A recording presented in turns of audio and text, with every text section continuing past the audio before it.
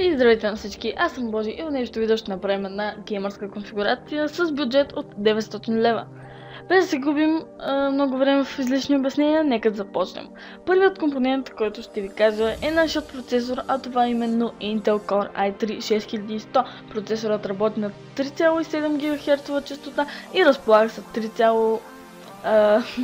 3 мегабайта кеш памет.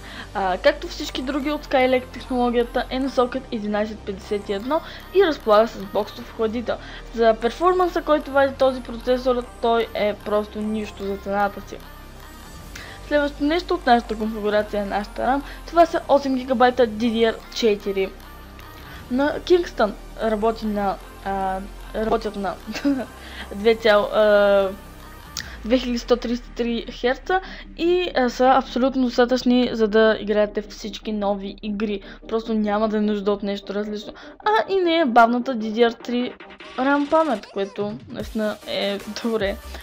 Нашият хард диск е Toshiba, който е обикновен 1 терабайт хард диск. SATA 3 естествено, върти се на 7200 оборота в минута и това е абсолютно стандартно и разполага с 32 мегабайта кеш памет, които нито са много, нито са малко, така че е абсолютно достатъчно за нашата ниска до средно бюджетна конфигурация.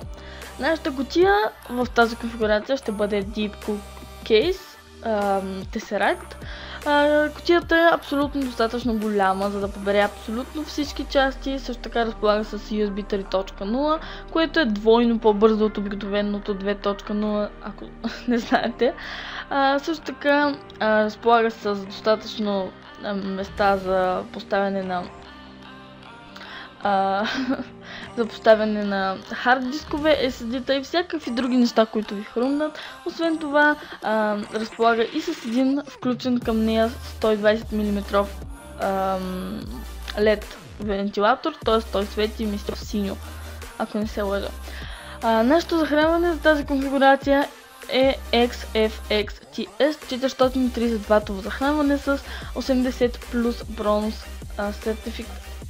Захранването е абсолютно достатъчно, за да захрани всички компоненти, а това, че разполага с 80 плюс бронз сертификат, означава, че не е нужно да се притеснявате за месечните сметки за ток и всякакви други такива неща, макар че това захранване, освен това, че е качествена марка, е и абсолютно достатъчно за всичко. Не знам защо се повтарям.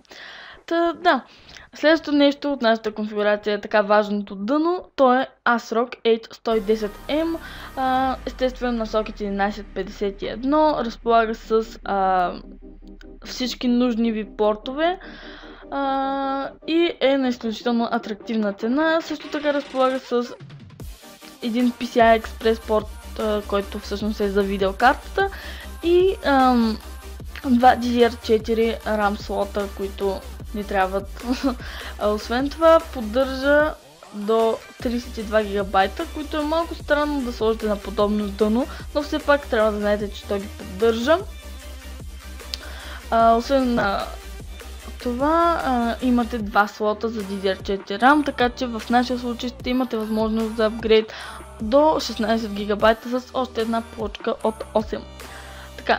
Нека ставим най-хубавото на последно място, това е именно нашата видеокарта. Това е MSI GeForce GTX 750 Ti Gaming, именно геймърската серия на картите.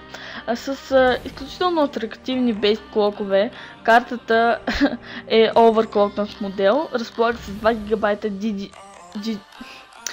GDDR5 памет, които са абсолютно достатъчни за 1080p спокоен гейминг на всички нови игри.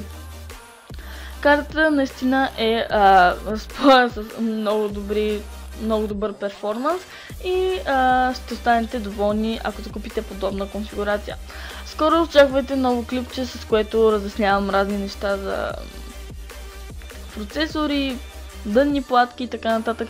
Каквото ви интересуват, може да задавате въпросите в коментарите, с удоволствие ще ги прочета и ще им отговоря. Всичко това е абсолютно по мое мнение, така че Ако има някакви грешки, бъдете свободни да си изкажете вашето в коментарите. И така, надявам се клипчето да ви е харесало. Ако е така, не забравяйте да оставите лайк и да споделите с някой, който си търси подобна конфигурация. До скоро!